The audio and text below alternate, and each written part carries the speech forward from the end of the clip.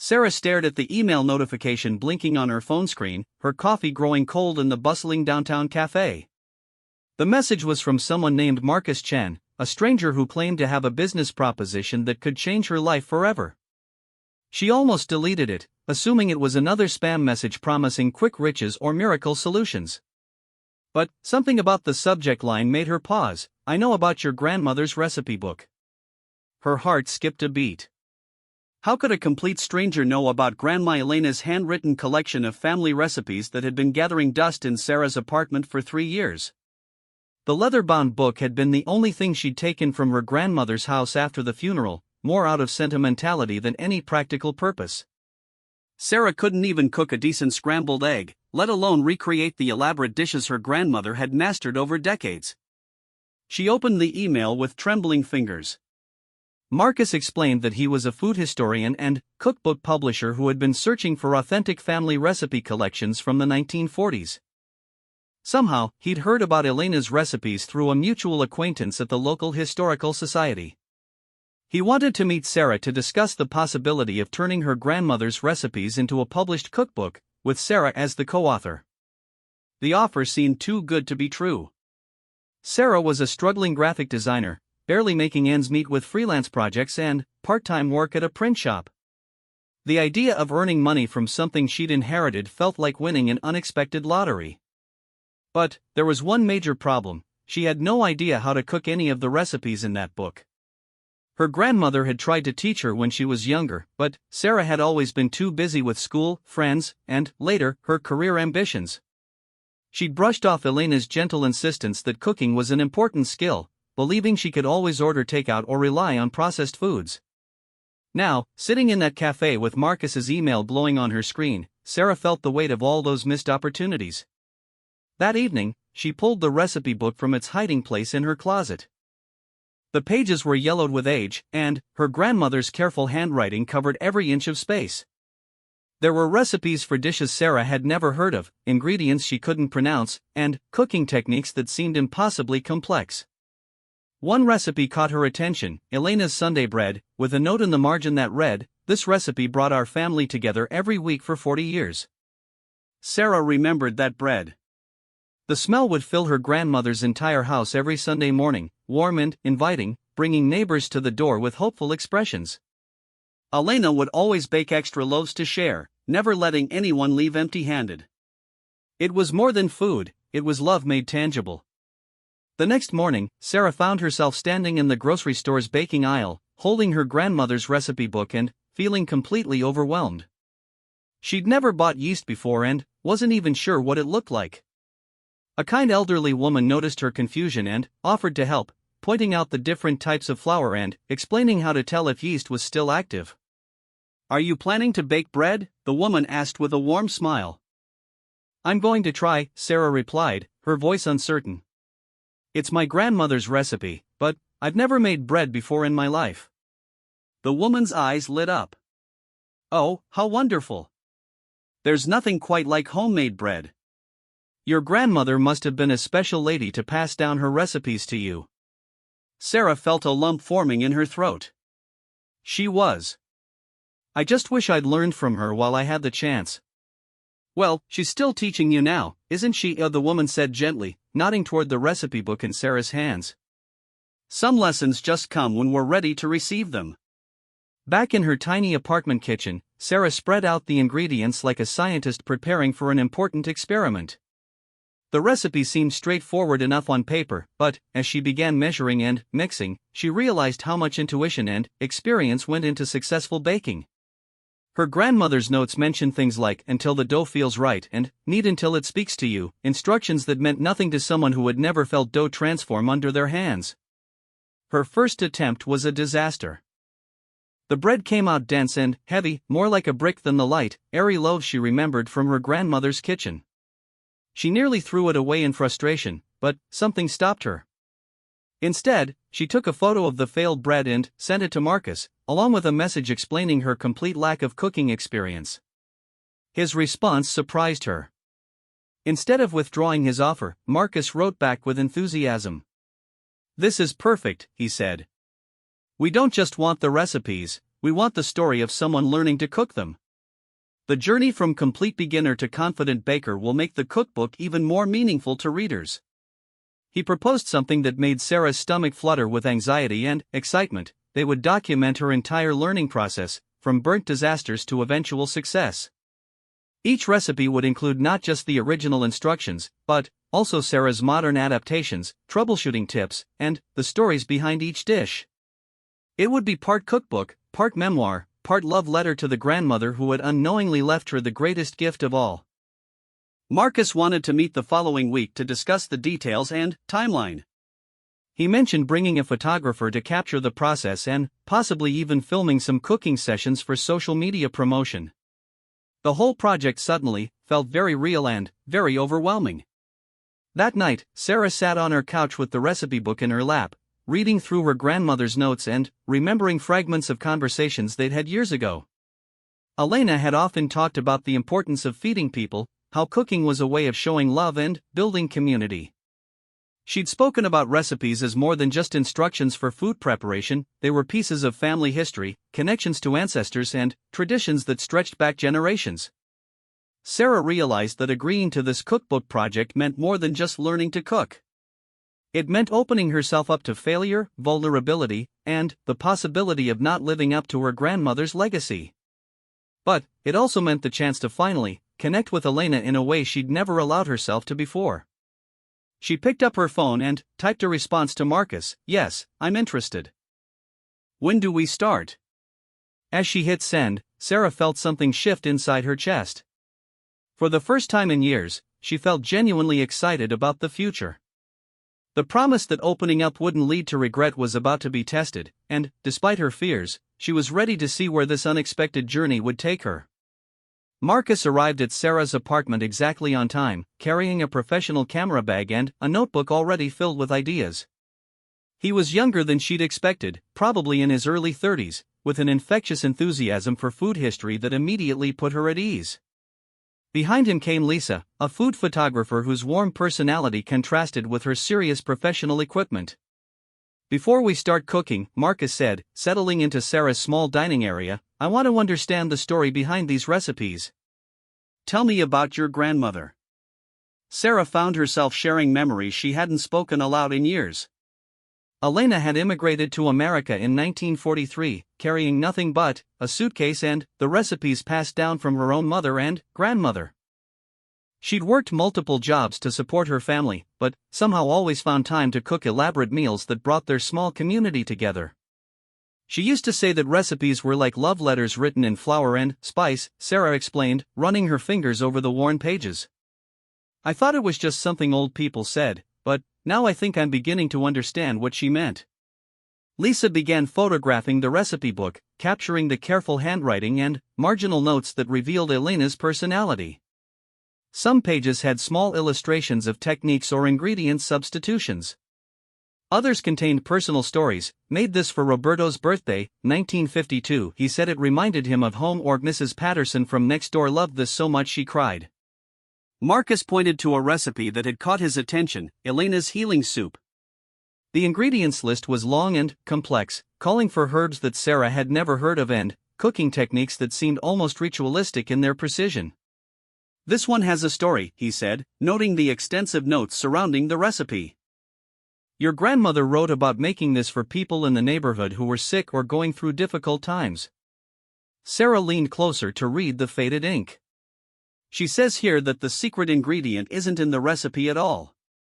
It's the intention you put into the cooking, the love and hope you stir into every pot." "That's exactly what we need to capture," Marcus said excitedly.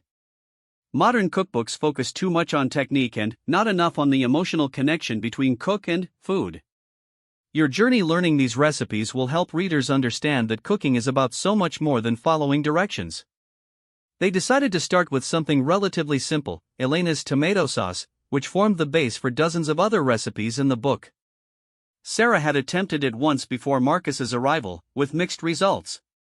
The sauce had tasted good but lacked the depth of flavor she remembered from childhood Sunday dinners. As Sarah gathered ingredients, Marcus explained how they would document the process.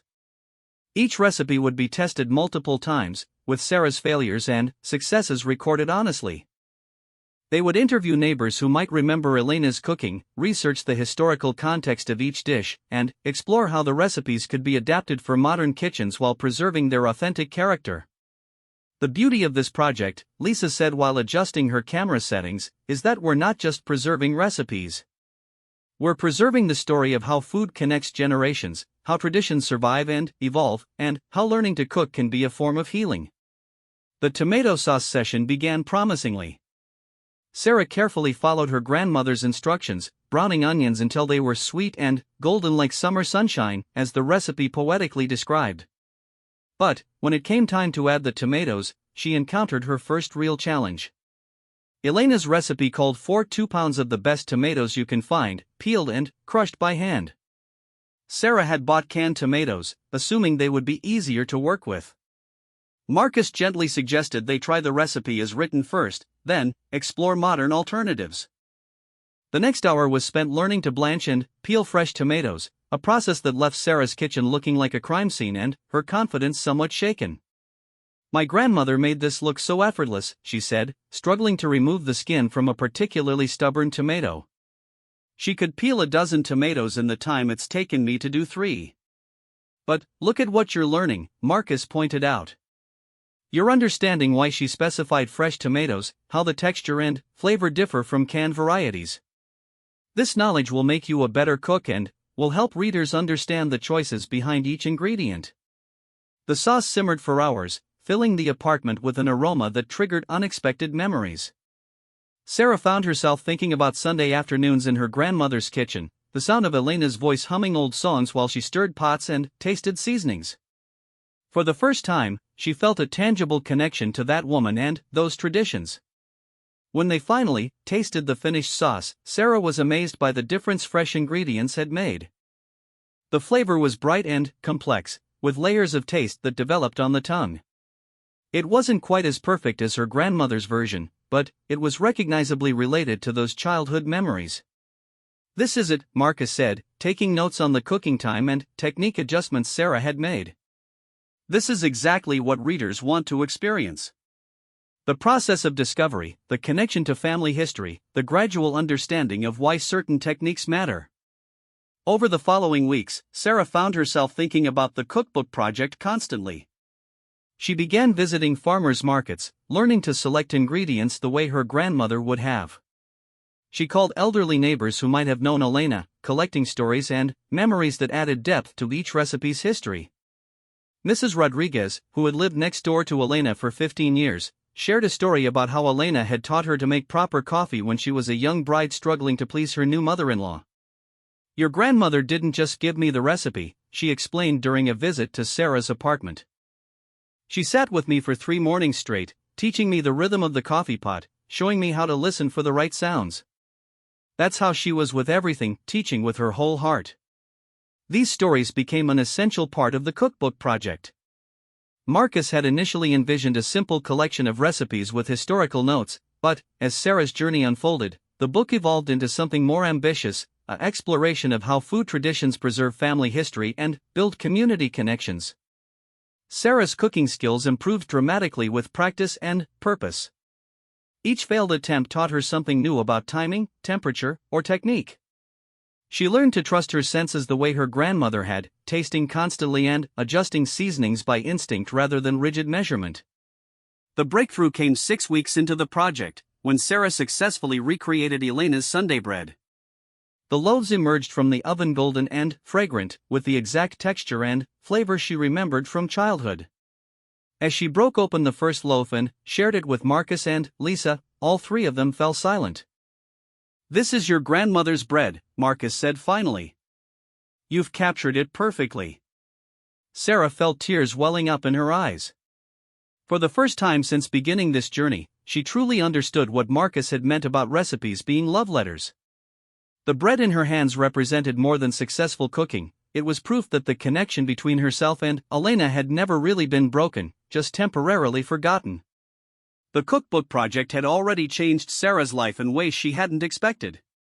She was cooking regularly now, inviting friends over for dinner parties featuring dishes from the recipe book.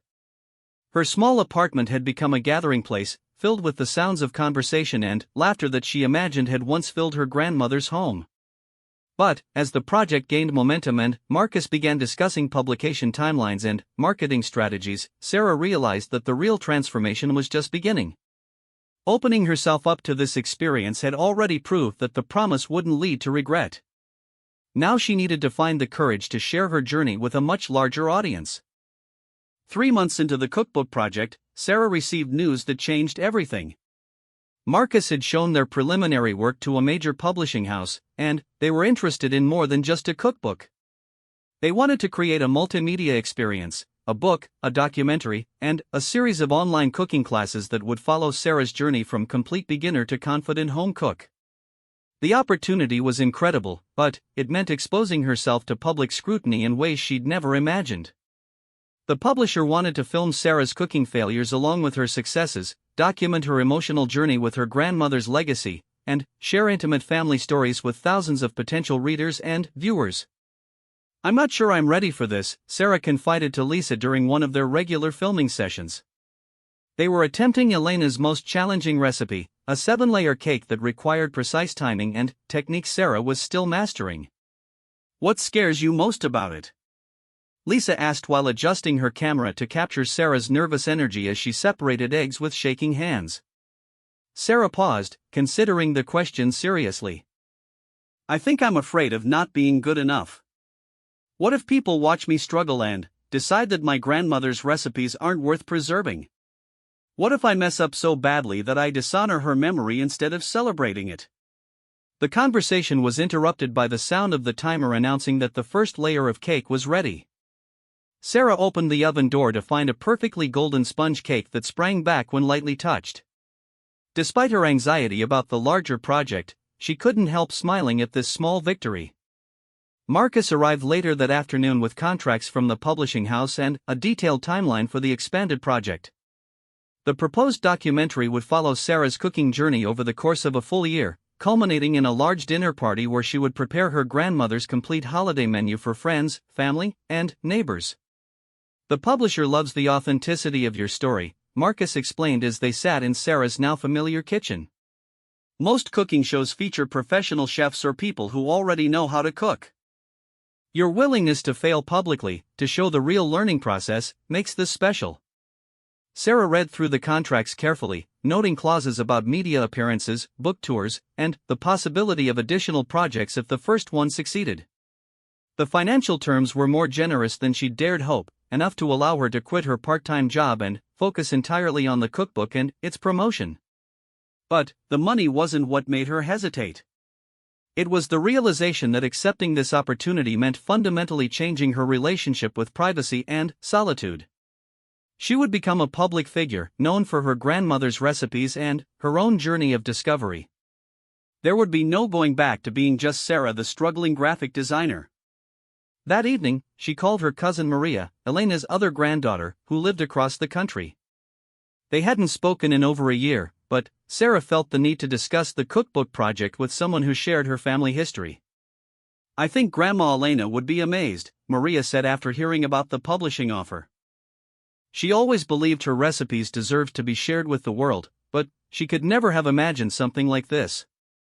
"Are you going to accept?" "I want to," Sarah admitted. "But I keep wondering if I'm the right person to represent our family's cooking traditions." "You were always better in the kitchen than I was. Maybe you should be involved in this project too." Maria laughed warmly. "Sarah, don't you see? The fact that you're learning these recipes as an adult, that you're discovering them instead of taking them for granted, makes your perspective unique. Grandma would have loved watching you struggle with that tomato sauce and eventually master it." The next morning, Sarah made her decision. She called Marcus and accepted the publishing deal, but with one condition: she wanted to include other family members and community members in the project. Elena's recipes belonged to more than just one person, and the cookbook should reflect the communal nature of the cooking traditions it sought to preserve.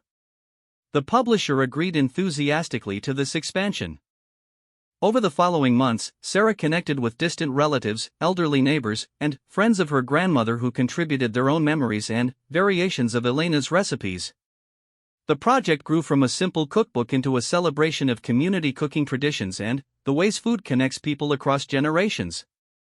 Filming the documentary proved to be both more challenging and more rewarding than Sarah had anticipated. The cameras captured her spectacular failures, including a disastrous attempt at Elena's delicate pastries that resulted in what looked like edible abstract art. But they also documented her growing confidence, the joy on her face when a difficult recipe finally succeeded, and the emotional moments when a particular dish triggered powerful childhood memories. The most moving scene occurred when Sarah successfully recreated Elena's healing soup and took a pot to Mrs. Rodriguez, who had been feeling unwell. The elderly woman's reaction to tasting the familiar flavors after so many years brought tears to everyone's eyes, including the normally stoic camera operator. "This tastes exactly like Elena's soup, Mrs. Rodriguez said, her voice breaking with emotion. "She made this for me when my husband was sick, and again when he died. I never thought I would taste it again." As Sarah's cooking skills improved, so did her confidence in other areas of her life. The discipline required for complex recipes translated into better organization in her graphic design work. The patience needed for bread baking helped her approach challenging clients with more calm and understanding. Most importantly, the connection to her grandmother's traditions gave her a sense of purpose and belonging she'd never experienced before. 6 months after accepting the publishing deal, Sarah found herself standing in a professional television studio, preparing to demonstrate one of Elena's recipes on a national morning show. The host was friendly and well-prepared, having read advance copies of the cookbook and watched rough cuts of the documentary. "What would you say to viewers who feel intimidated by traditional family recipes?" the host asked as Sarah began preparing Elena's signature pasta dish. "I would tell them that the recipes are just the beginning," Sarah replied, her hands steady as she rolled out fresh pasta dough. "The real value is in the connection you create with your family's history, with the people who cooked before you. Every mistake you make while learning is part of the story. The recipes don't expect you to be perfect, they just expect you to care enough to try." The television appearance went well, but it was the response from viewers that truly surprised Sarah.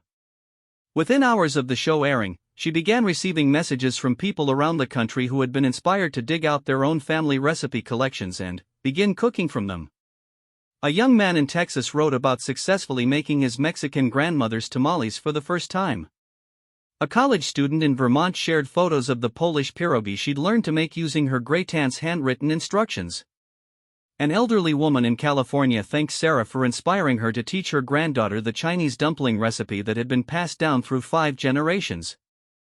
The cookbook was creating a movement of people reconnecting with their culinary heritage, and Sarah found herself at the center of something much larger than she'd ever imagined.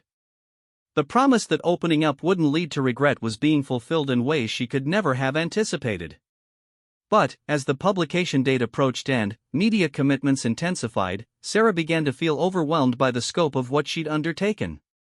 The simple project of learning her grandmother's recipes had evolved into a responsibility to represent family cooking traditions for thousands of readers and viewers. The weight of that responsibility sometimes kept her awake at night, wondering if she was truly qualified for the role she'd accepted. The cookbook launch party was scheduled for exactly 1 year after Sarah had received that first email from Marcus. The event would take place in the community center where her grandmother had once volunteered, serving a complete menu of Elena's recipes to 200 guests including family members, neighbors, food writers, and cookbook fans who had followed Sarah's journey through social media. In the weeks leading up to the launch, Sarah experienced a crisis of confidence that threatened to derail everything. The advance reviews of the cookbook had been overwhelmingly positive, praising both the authenticity of the recipes and the honesty of Sarah's learning journey. But reading the reviews made her acutely aware of how many people would be judging her work, and, by extension, her grandmother's legacy. What if I changed the recipes too much while adapting them for modern kitchens? She worried aloud to Marcus during one of their final planning meetings. What if the people who actually knew my grandmother taste the food and realize I've gotten it all wrong? Marcus set down his clipboard and looked at her seriously. "Sarah, you've been cooking these recipes for almost a year now. You've talked to dozens of people who knew Elena, collected their memories and their own versions of these dishes. You've honored the original recipes while making them accessible to contemporary cooks. That's exactly what your grandmother would have wanted. The documentary had premiered the week before the cookbook launch, and the response had been even more enthusiastic than anyone had expected. Viewers connected deeply with Sarah's vulnerability, her willingness to fail and try again, and the obvious love she developed for her grandmother's cooking traditions. The film had sparked conversations about family heritage, the importance of preserving food traditions, and the healing power of cooking. But, for Sarah, the most meaningful response came from her own family. Relatives she hadn't heard from in years reached out to share their own memories of Elena's cooking and to thank Sarah for preserving recipes that they thought had been lost forever. Her cousin Maria flew in from Seattle specifically for the launch party, bringing her own handwritten notes from cooking sessions with their grandmother decades earlier. The day of the launch party arrived with perfect spring weather. Sarah woke up early in her apartment, which had been transformed over the past year from a place where she could barely make scrambled eggs into a real kitchen where she felt completely at home. She started her morning by making Elena's coffee exactly the way her grandmother had taught her, using techniques she'd learned from Mrs. Rodriguez and other neighbors who remembered the precise ritual. As she sipped the coffee, Sarah reflected on how much her life had changed since that first tentative email response to Marcus.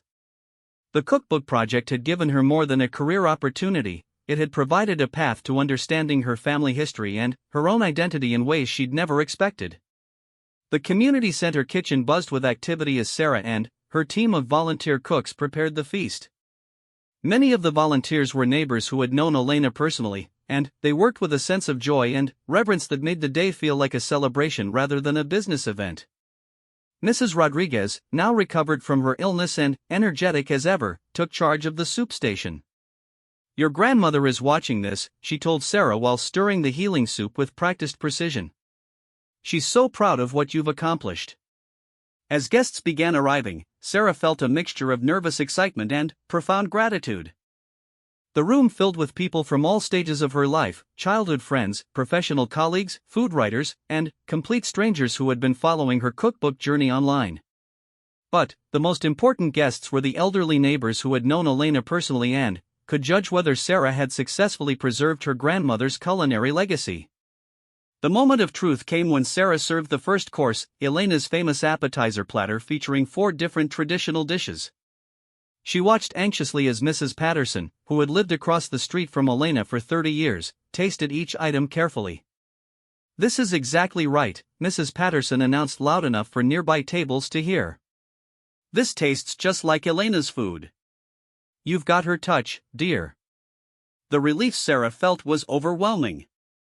She had succeeded not just in learning the recipes, but in capturing the essence of her grandmother's cooking style. The flavors that had brought the neighborhood together decades ago were alive again, shared with a new generation of food lovers. Throughout the evening, guests shared their own stories about family recipes and cooking traditions. The cookbook had inspired many of them to reconnect with their own culinary heritage, and the party became an impromptu celebration of family food traditions from dozens of different cultures. A young chef from a prestigious downtown restaurant approached Sarah during dessert service. "I've been cooking professionally for 10 years, he said, "but your cookbook reminded me why I fell in love with food in the first place. It's not about technical perfection, it's about the stories and connections that happen around the table." The evening's highlight came when Marcus announced that the cookbook had already sold more copies in its first week than they had projected for the first month. More importantly, the publisher was interested in developing a series of similar books featuring other family cooking traditions from different cultural communities. Sarah's courage in sharing her learning journey has opened the door for other families to preserve and share their own culinary heritage, Marcus explained to the gathered crowd. "This is just the beginning of something much larger." As the party wound down, Sarah found herself in the community center kitchen, the same space where her grandmother had once prepared meals for church events and neighborhood gatherings. She was washing dishes alongside Mrs. Rodriguez and other neighbors, continuing a tradition of communal cooking and cleaning that had brought people together for generations. "Your grandmother would have loved this evening," Mrs. Rodriguez said, handing Sarah a dried plate. "She always said that the best meals are the ones that bring people together, that create new friendships and strengthen old ones." Looking around at the diverse group of people who had come together to celebrate Elena's recipes and Sarah's journey, she realized that the promise had been fulfilled completely. Opening herself up to this unexpected opportunity had led to discoveries about family, community, and personal purpose that she never could have imagined. The cookbook had become a bestseller, the documentary was being shown at film festivals around the country, and Sarah had received offers for additional projects that would allow her to continue exploring family food traditions. But, more than professional success, the year of learning her grandmother's recipes had given her a sense of connection to her heritage and a community of people who understood the importance of preserving culinary traditions. As she drove home that night, Sarah thought about the scared, uncertain person who had almost deleted Marcus's original email. That woman had been afraid of failure, afraid of not living up to her grandmother's legacy, afraid of opening herself up to public scrutiny and potential disappointment. But the promise had proven true in every possible way. Opening up had led to growth, connection, purpose, and joy that exceeded her wildest expectations. The cookbook was just the beginning. Sarah now understood that she had found her calling in helping other people connect with their own family food traditions. Her phone buzzed with a text message from a television producer interested in developing a cooking show based on Sarah's approach to learning family recipes. She smiled and made a mental note to call them back the next day. There were more stories to tell, more traditions to preserve, and more families to help reconnect with their culinary heritage. The woman who had been afraid to try her grandmother's bread recipe had become someone who helped others discover the courage to explore their own family traditions. The promise that changing everything could lead to something wonderful had been fulfilled beyond her wildest dreams, and Sarah knew that the best was yet to come.